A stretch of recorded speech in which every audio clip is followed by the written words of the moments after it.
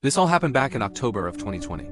I was deep in the Appalachian backcountry, right near the border of Tennessee and North Carolina. Now, I was never supposed to be camping alone. My friend, the one who was supposed to come with me, he canceled at the absolute last minute. But I'd already gotten the permit and I just didn't want to waste it. I figured, what's the worst that could happen? Looking back, I should have turned around the second I got there. The moment my boots touched the trailhead, something felt off. The entire forest was quiet. Not peaceful quiet, but an unnatural heavy stillness. Even the air itself smelled strange. It was this thick mix of damp soil and something like old, cold smoke. My gut was screaming at me to get back in the car. But I'm stubborn.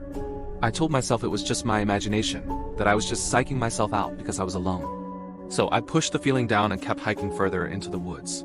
I hiked for a few hours before I found what I thought was the perfect spot. It was a small, flat ridge that overlooked a deep valley filled with a thick, rolling fog. It was scenic, isolated, exactly what I was looking for. I pitched my tent, got my little stove going to boil some water for dinner, and just sat there, watching the sun burn out behind the layers of mountains. As dusk really started to set in, that's when I heard it. Footsteps. Coming up the same leaf-covered trail I had. They were slow. Dragging. Like someone was having trouble walking. I immediately stood up and peered down the trail, expecting to see another hiker. Maybe someone who was lost or injured. But there was nothing. No one was there. Not a person. Not even a deer. Just a thick fog, which was getting heavier by the minute, swallowing up the trees. By 7 p.m., the entire forest went completely silent again. All the little evening sounds just stopped. I must have fallen asleep eventually, but I woke up around midnight. I knew something was wrong before I was even fully awake. There was a sound right outside my tent. Breathing. Deep, slow, guttural breaths. And it was not an animal. I've spent enough time in the woods to know what a bear or a deer sounds like. This was human, or at least it sounded human. I could hear the wetness in the lungs, the slight rattle with every exhale. My heart was hammering against my ribs. The breathing got closer and closer. Then it stopped, right beside my head, just on the other side of the thin tent fabric. I held my own breath, trying not to make a single sound. I was too terrified to even move. After what felt like an eternity, I heard footsteps again, walking away. But they didn't go far. They stopped just inside the tree line, right at the edge of my campsite. I knew, with absolute certainty, that someone was out there, watching me. I didn't sleep for the rest of the night. The moment the first gray light of dawn broke through the trees, I unzipped my tent. What I saw made my blood run cold. There were footprints surrounding my entire tent. Bare footprints. In the dirt. They were adult-sized, maybe even a little bigger than my own.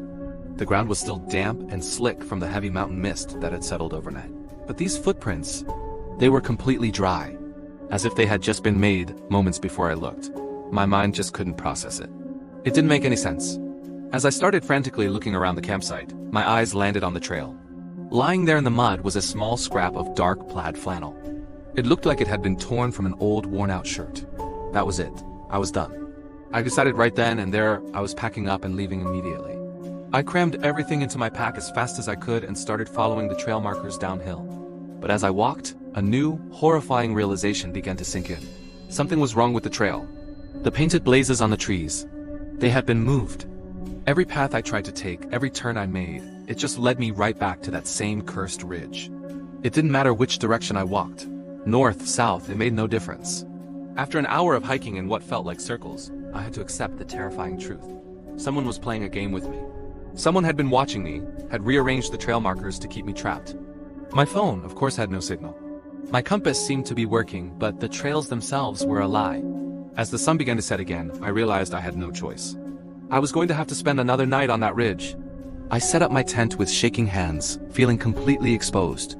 This time, I didn't even try to sleep. By 1 a.m., the whispering started. It was low and mumbled, coming from just outside the tent.